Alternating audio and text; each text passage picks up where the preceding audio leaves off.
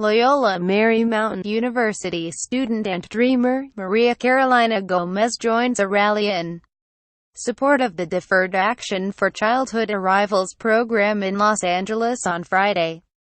Maria Rocha does not generally discuss her immigration status with her third graders at a San Antonio charter school. Sometimes, though, one finds out that she lacks legal authorization to live in the country. Often a child in similar circumstances. I tell them, I'm just like your mommy, Rocha said. I relate myself to them.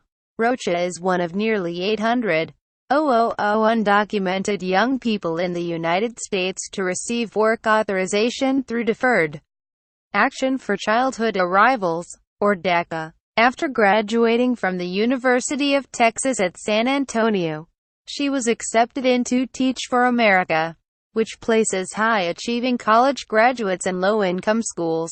The organization has 95 DACA recipients among its thousands of teachers, said Vera Diana Carrizales, its managing director for DACA.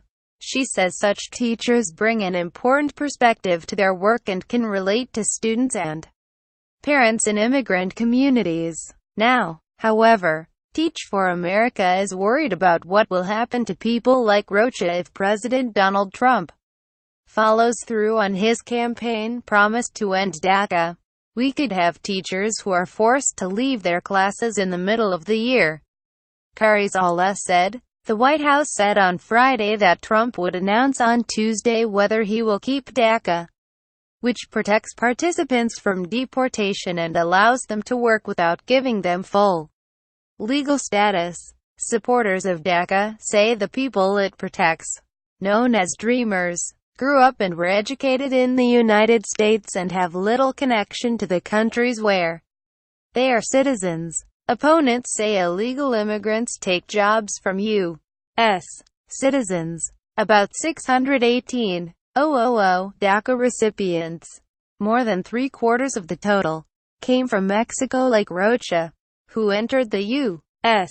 as a 3-year-old. More than 200,000 of those in the program live in California, while 100,000 are in Texas. New York, Illinois and Florida also have large numbers. The U.S. government does not track DACA recipients by profession, and employers do not necessarily know whether an employee is in the program unless he or she voluntarily discloses it. Maria Rocha, a teacher, hopes she can reapply to renew her DACA authorization. And NBSP. James Cryan, Chief Executive Officer of the Rocky Mountain Prep Charter School Network in Colorado, helped organize a statement from more than 90 principals there advocating for DACA to continue. Rescinding DACA, he said, would be a slap at the promise schools make to their students to do everything we can to make you successful in college and in life. Dylan Pedraza, 23, is in his second year teaching English to 8th graders in Richmond, California, in the San Francisco Bay Area. Besides being able to connect with undocumented kids, Pedraza said DACA teachers could also show a high degree of empathy for low-income students. We know how it feels to be scared, how it feels to think you can't trust your next-door neighbor, Pedraza said. If Trump decides to curtail the program, it is unclear whether it would immediately terminate for all recipients, or if their work authorizations would continue until they expire. Rocha's DACA authorization ends in 2019, and she can then apply to renew it if the program still exists in its current form.